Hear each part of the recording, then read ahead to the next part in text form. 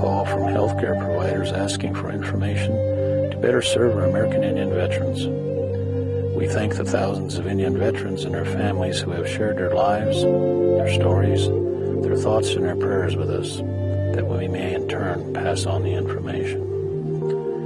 We do this with the hope you will have better tools in caring for all people, including yourselves. We are all related. Mitako ese.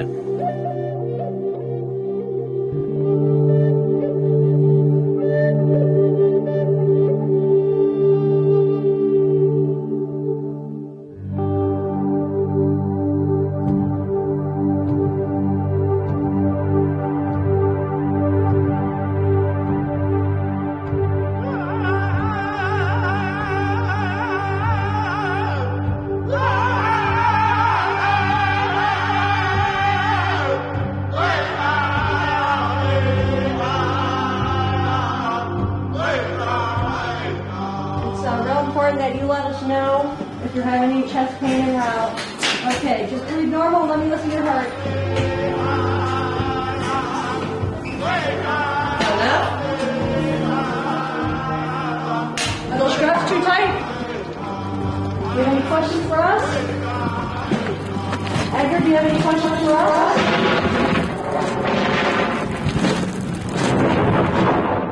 We only have one left.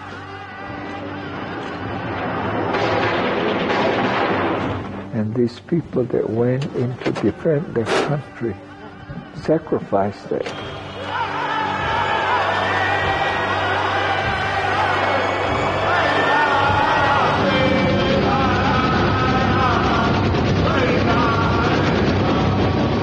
Some didn't come back, some did, and some are having problems because of what they went through. And when they arrive at the hospital, they can't speak English. And some of the questions that they ask without explaining what the purpose of different treatment and why these things happen, they're just at a loss. And all this time with the pain that they're going through, I feel for them. Down to the ER. I understand you're having some chest pain? They should have a great respect.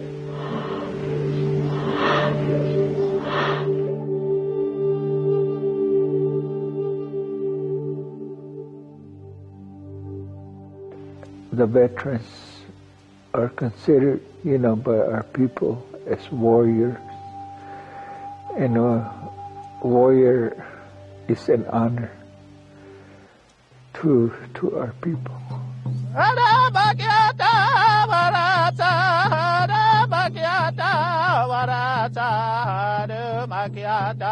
Harumakiada, what it said. That means you went across the water overseas. Okiwa Gigawa Chicago, soldier boy from the Hidatsa tribe. This person went to Japan. You Hidatsa, me Hidatsa. That means you Hidatsa boy. Niwadze, what it said. That you were brave and you went overseas.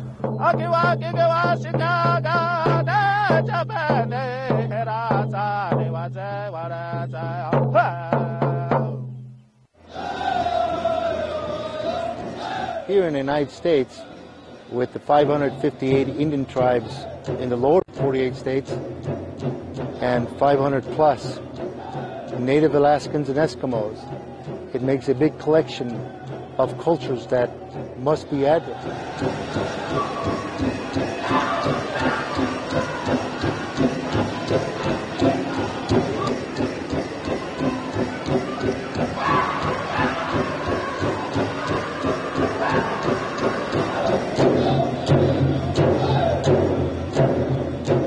Each tribe, they have their own language, their own beliefs, their own way to worship, their own customs with their spirituality.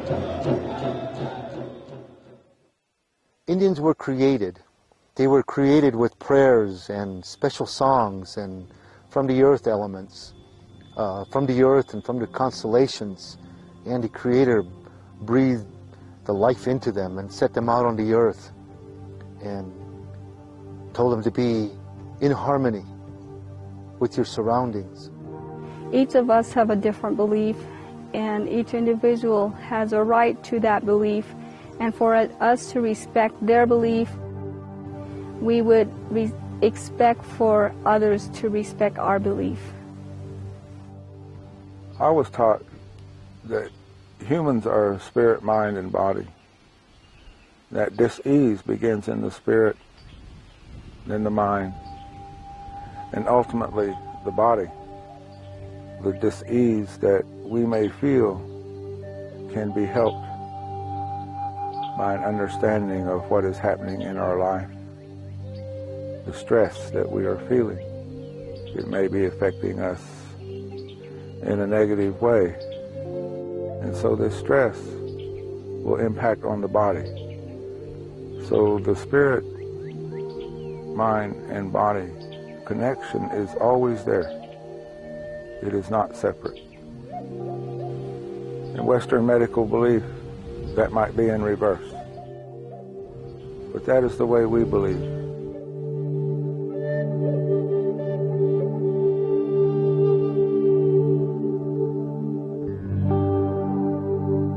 It's very important that the American Indians be given the opportunity to express their own feelings in what they know best, and that is through their ceremony. Many times we will see days and days of preparation because there's a lot of prayer that goes with it. It's not only prayer in getting well for themselves, but again that this illness would inflict no one else. And many times when they do come back from the hospital, there is and are some other ceremonies that follow for the well-being. It's not only for the patient themselves, but also for the thankfulness of the physicians and the people that cared for them. It's a thank you. Coming out, getting well, and continuing, and having been given another chance, at life.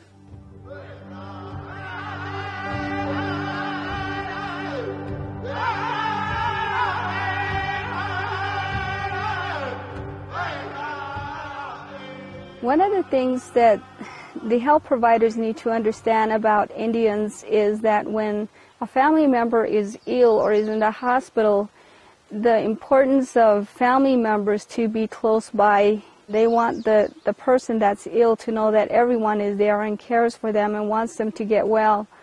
And in our way, when family is around us, that just hurries up the healing process.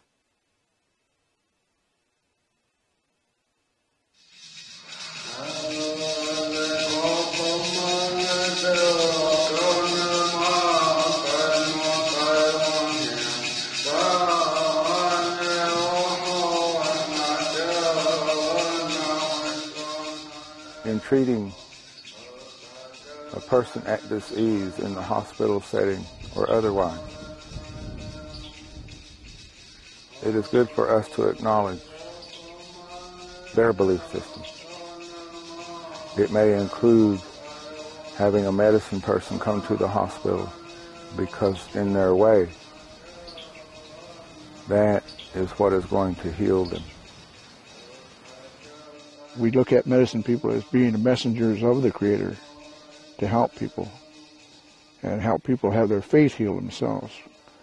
And I truly believe that our own faith in our own Creator and our spiritual being is what makes us to heal ourselves. Doctors' hands are guided by God or our Creator, but our actual healing process is ourselves and our connection to Creator. That is the way I believe. And I think the medicine people that represent the true medicine person that can actually come up to you and tell you that they are not really the healer, but a messenger of the healer, then I would be more apt to go to that person than to one who says that they're going to come up and heal me. We believe that medicine people are beneficial to the healing process of our American Indian vets within the system, not only with our own system in Indian country, but also with the healing practice that we utilize in Western medicine at the VA. that those Indian vets that are connected to traditional ways should have that opportunity to speak to an Indian medicine person or an Indian spiritual leader. In Indian country, we have a little bit tougher time sometimes when I take our veterans to the hospital system and try to get them to understand modern medicine and modern healing. A lot of Indians don't believe in taking external medicines that they don't know about. Heart pills. A lot of people don't believe in taking insulin shots for their diabetes because it's a foreign object, foreign material going into their body, and they're not supposed to do that in an Indian way. So we have to overcome that. And the only way we can do that is by having medicine people going and talking to these people and telling them the benefits of it, because that medicine does come from our Creator. A ceremony that many Indian people consider as a powerful medicine for healing spirit, mind, and body is the Sweat Lodge. The Sweat Lodge is for purification. The stones are considered our relatives that we bring inside. The moisture, the steam from the stones, is considered the breath of our ancestors who have come here to help us.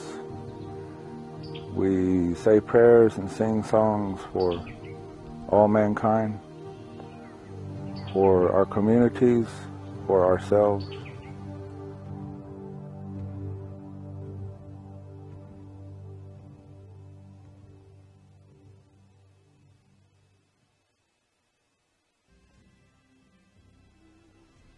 I was taught that the sweetgrass and the cedar brings in God's Spirit.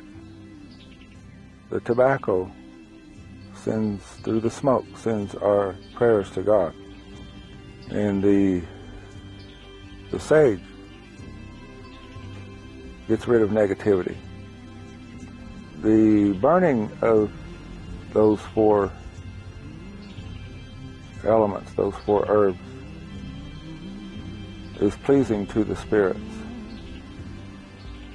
However, that the burning of the sage and the cedar and the sweetgrass in a hospital setting can be disturbing to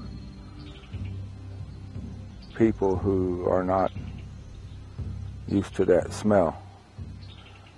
And they may believe that it is something other than what it is.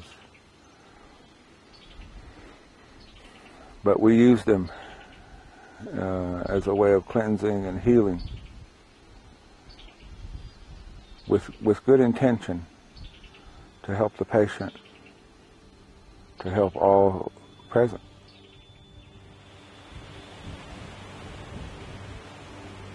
We are mostly located in very remote areas. You may find some remote areas in rural metropolitan areas, but in most cases, you're not going to find remote areas until you come out to Indian reservations. And there again is a different life. I think there are a lot of problems with transportation, just having it at all. Also transportation costs. People have to have a vehicle or know someone who has a vehicle. They have to have money, or they have to have a connection with some way of getting to that appointment. Veterans on our reservation here, our seated area here is about 1/3 the state of Washington. But all throughout our area that I cover is that we have a lot of veterans that don't have reliable transportation. And our nearest VA facility is 112 miles away. It's Walla Walla. And then we have next one is Seattle, which is 156 miles away, and Portland is 178 miles away. I usually give American Indian patients the benefit of the doubt when it comes to seeing no-shows and not making appointments, because I understand that it may be hard for them to get to the appointment because of just not having transportation, not having money to get there. Oftentimes things happen, emergencies happen, ceremonies happen. For a lot of American Indian people, priorities relating to family, religion, and culture are more important than their own health sometimes. I know we do have telephones out here. In some instances, we have one phone for probably 300-400 people, and that gets good use. But simply because of the remote situation and the need for public transportation, there is no assurance that an individual traveling from an Indian reservation can be there at 8 o'clock on Monday morning. We do have some people that find it very difficult to understand what an appointment would really mean. And perhaps to an American Indian who lives out on a reservation, Monday would be just that, Monday. If I can get there on Tuesday, that would be okay.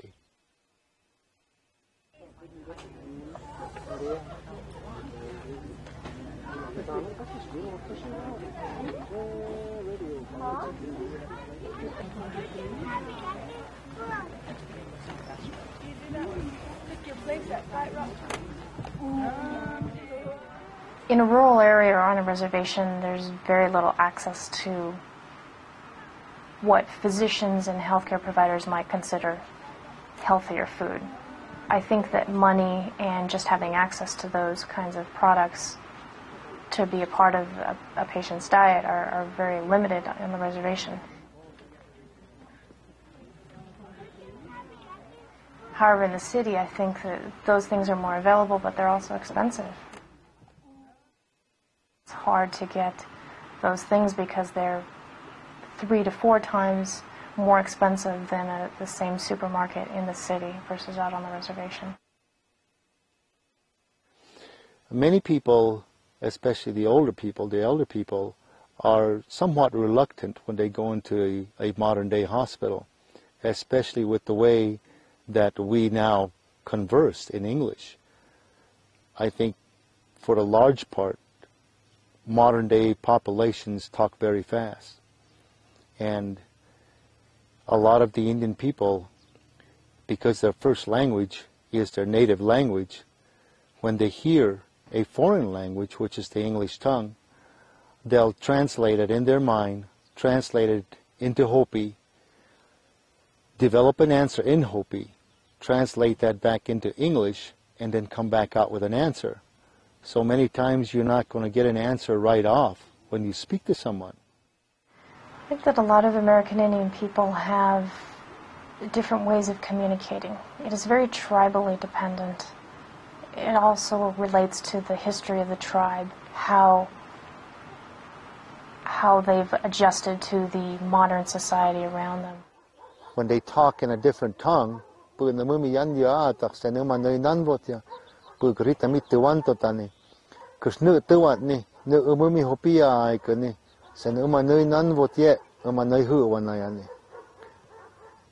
just listening to a strange language.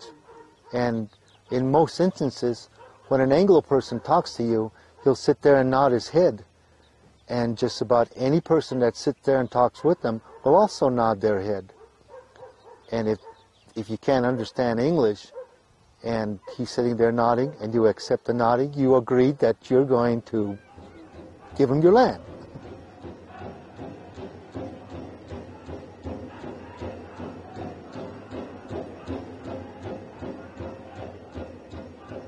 A lot of times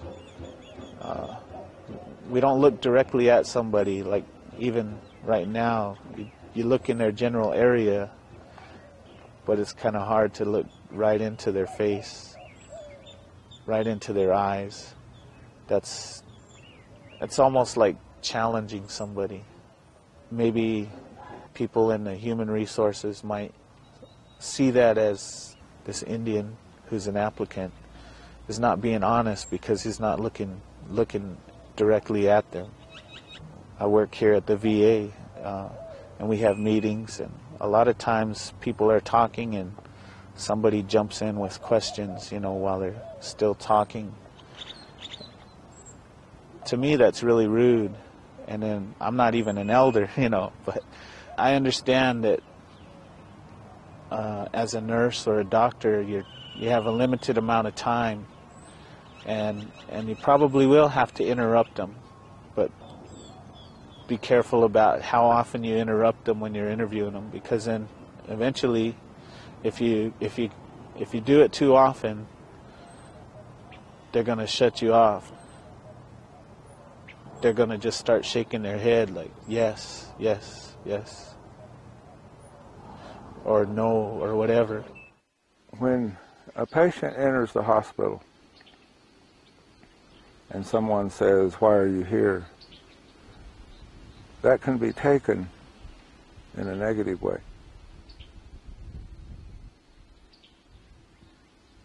A lot of the Native American practitioners of traditional medicine will say, "How can I help you?" rather than, "Why are you here?" And when it is addressed in that way, then you automatically feel the support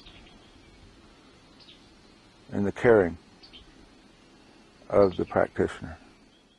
I see it as a problem, the way that we handle it, not to ask a person that is going through pain and, a real sick person, and the family are there. And we ask them, like, what, do you have a will? I had been to school, I'd been to college. I'd never heard of a living will at that time. So seeing a living will or being introduced to a living will was not a smooth transition for me. Perhaps there's a lot of people who know what advance directives are, living wills. Maybe there aren't, I don't know. I know that among Indian people, it may be a problem. To us, it scares us, it becomes a negative way of thinking that we're going to die.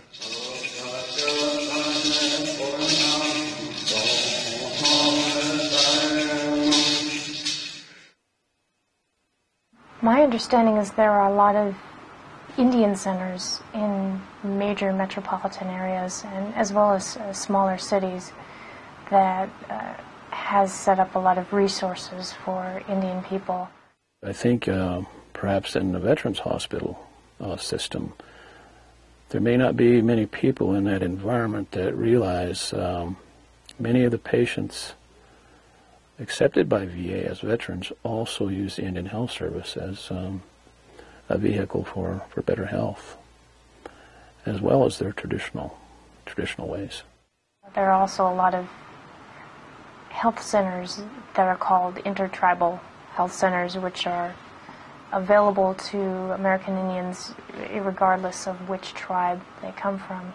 And that's kind of nice because it's living in the city is a lot different from living on the reservation, and that intertribal health center may be the only place that they're eligible to get care versus an Indian Health Service clinic, which there may not even be one in a large urban area, and also they may not be able to have access to that depending on their tribal affiliation. So this can be a very complex and probably confusing arrangement for perhaps personnel who are used to dotted lines and so on and so forth.